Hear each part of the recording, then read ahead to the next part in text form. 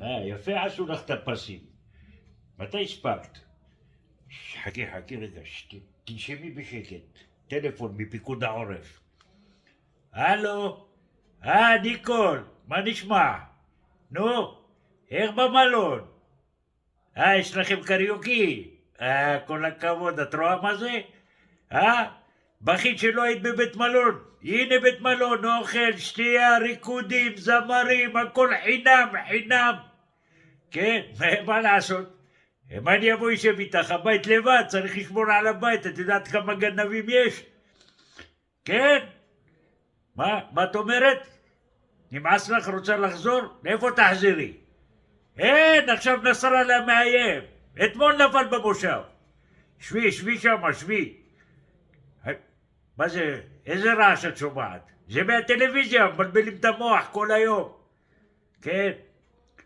ניקול, אני לבד, מי יהיה איתי? אין כלב בחוץ, מי יבוא? ניקול, אני לבד, אמרתי לך, אני לבד. את רוצה שאני אשמע עליך במזוזה שהבאת לי ביום הולדת?